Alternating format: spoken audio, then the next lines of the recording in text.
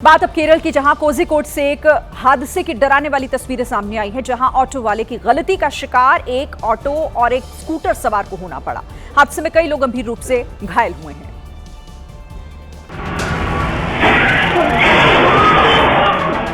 हादसे की खतरनाक तस्वीरें आपके सामने हैं।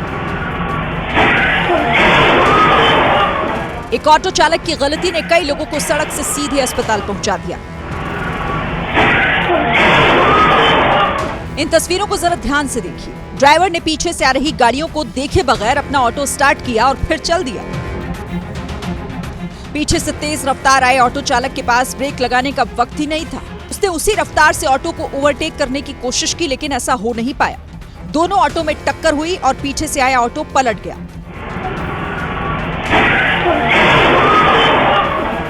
इसी दौरान दूसरी तरफ से अपनी लेन में आ रहा स्कूटर भी उसकी चपेट में आ गया। ऑटो स्कूटर के ठीक सामने जाकर गिरा। सड़क पर चीख पुकार मच गई। लोग मदद के लिए भागे और घायलों को अस्पताल पहुंचाया गया। उत्तर प्रदेश के रामपुर से सड़क हादसे का एक ऐसा वीडियो सामने आया है जिसे देखकर कलेजा सिहर उठेगा। इस भीषण हादसे में एक शख्स की जान चली गई क्योंकि लकड़ी का बुरादा और टुकड़ों से भरा एक ट्रक वहां से गुजर रही एक बोलेरो पर पलट गया।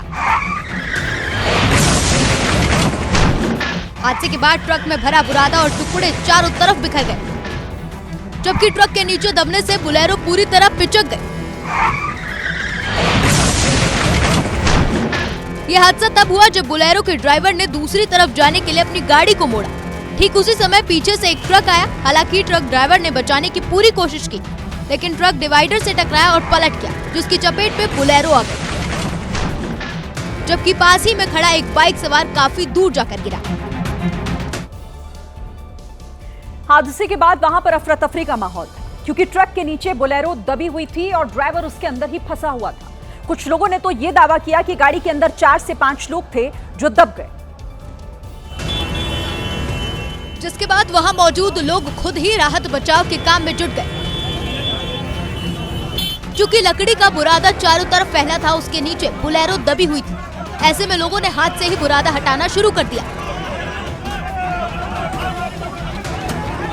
कुछ देर बाद पुलिस भी मौके पर पहुंच गई और रेस्क्यू का काम तेज किया गया। इस दौरान वहां भारी जाम लग गया। बाद में जेसीबी की मदद से ट्रक को हटाया गया, लेकिन इस हादसे में बोलेरो ड्राइवर की मौत हो गई। दुनिया भर में नए साल के जश्न की तैयारियां चल रही हैं, लेकिन ऑल इंडिया मुस्लिम जमात के अध्यक्ष मौलाना शहाबुद्दीन बरेलवी ने एक फतवा जारी कर दिया है और ये कहा है कि नए साल का जश्न मनाना हराम है।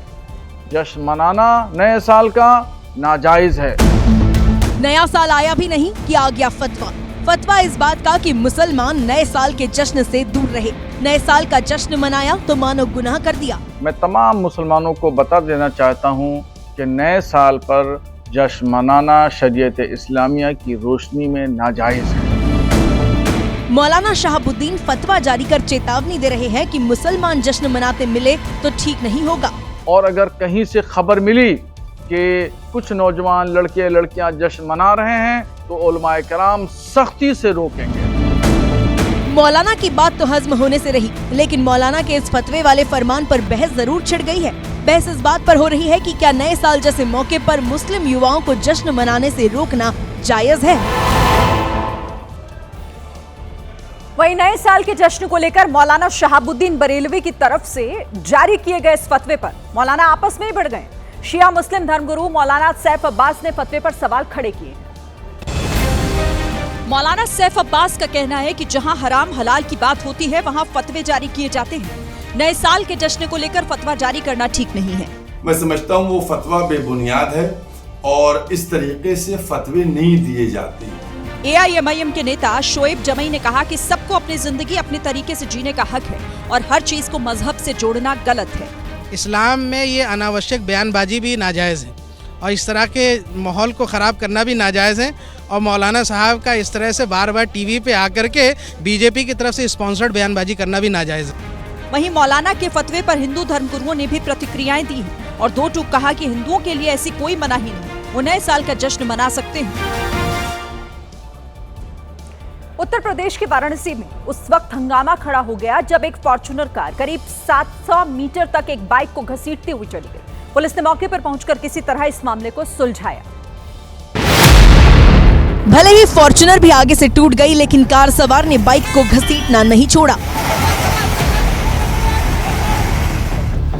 बनारस के सबसे व्यस्त चौराहे अर्दली बाजार में लोगों के सामने कार सवार का तांडव यूं ही चलता रहा। बताया जा रहा है कि ये कार पड़ोसी जिले चंदौली के किसी ब्लॉक प्रमुख की है। मौके पर भीड़ लग गई, बवाल मच गया, जाम लग गया। लोगों ने भी कार का हाल बिगाड़ने की पूरी कोशिश की। सूचना पर पुलिस पहुंची और आक्रोशित लोगों को समझाने की कोशिश शुरू हुई। किसी का लड़का हो, चाहे वो किसी नेता का हो, पुलिस वाले का हो, कार्रवाई हो। परेशान जब तक कार्रवाई नहीं होगी तो पहले हटोगे तभी तो कार्रवाई होगी। पुलिस के समझाने पर जाम खुला, जिसके बाद बाजार ने राहत की सांस ली। जानकारी के मुताबिक फॉर्च्यूनर कार सवार और बाइक सवार की बाद में सुलह भी हो गई। लखनऊ में एयरपोर्ट के पास अवैध रूप से बनी इमारत को बुलडोजर से गिरा दिया गया। नियमों की मुखालफत करने पर प्रशासन ने पहले तो इस प्रॉपर्टी को सील किया, लेकिन उसके बाद भी जब सामने वालों को अक्ल नहीं आई तो फिर बुलडोजर से उन्हें जवाब दिया गया। बुलडोजर से मार मारकर प्रशासन ने उस घर को धराशायी कर दिया। इमारत को गिराने के लिए लखनऊ डेवलपमेंट अथॉरिटी ने कई बुलडोजर भेजे थे जो एक साथ दीवारों को ध्वस्त करते रहे।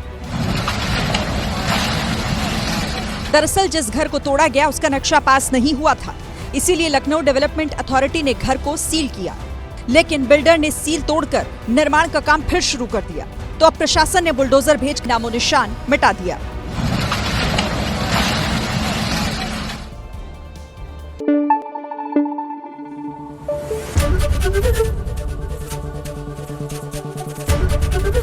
ABP न्यूज आपको रखे आगे।